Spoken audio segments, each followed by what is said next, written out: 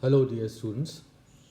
In this part, we are going to discuss stanza 8 of Adrian Rich's poem, Snapshots of a Daughter in Law.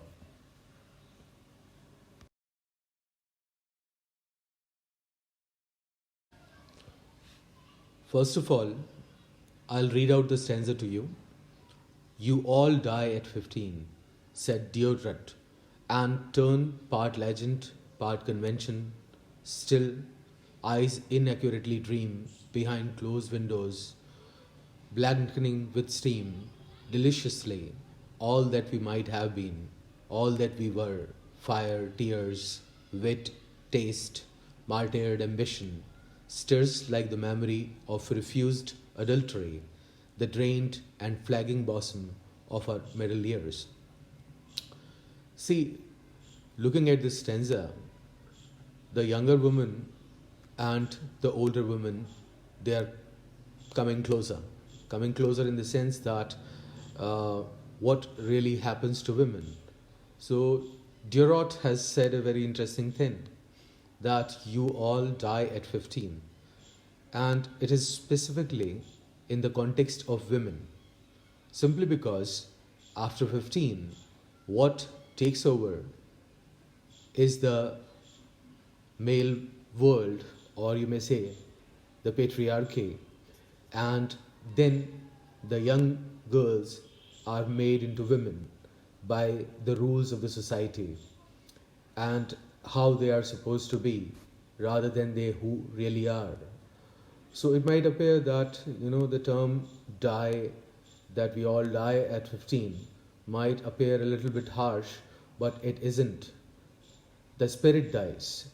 We might women might not die physically as such, but the spirit, the freedom, the independence, what they could be, could have been, that all dies.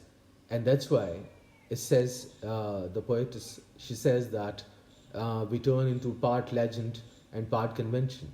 So it's not about the difference between one woman and another, where they might appear physically different from each other, but when you look at them, they appear to be parts of the same kind of convention, some kind of a legend, the way the women have been always.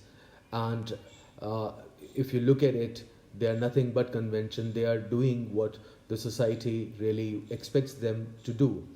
And she further, explains this. Still, eyes inaccurately dream behind closed windows, blanketing with steam. But even though you're surrounded by these conventions, and this reference to steam is that women working in a kitchen constantly doing household chores, and now the dreams, they become, the dreams of youth, they really become partly hazy. And she says that she uses the word inaccurately, that now you can't even remember the dreams of who you could have been, deliciously, all that we might have been. Now, this is what it is. The young spirited girls, what they thought, or what they aspired for in their lives, is no more now. It's no more really there, and it hangs in the air, somewhat like a hazy kind of a dream. And gradually, as days pass by, these dreams become hazier and hazier. All that we were, and here there is this tone of nostalgia, that all that we were at one point of time, there was fire in us, tears, with taste, and then with the passage of time, all the kind of ambition that they carried has been, some way or the other, has been martyred, has been killed by the norms, by the conventions, by the patriarchal systems, stirs like the memory of refused adultery. And it stirs all those things, they might have been denied to them, but then they are like, they do not leave you, they do not leave you the remnants of those dreams, they remain with you.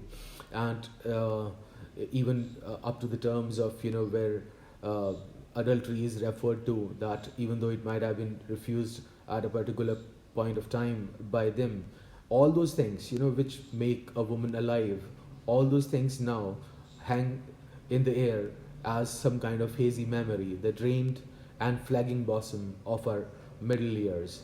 And then comes the middle years when all these dreams completely sort of blank out, and you just go on living a routine kind of life which denies all freedom and all the spirit of womanhood, of what they could have been and they could never be.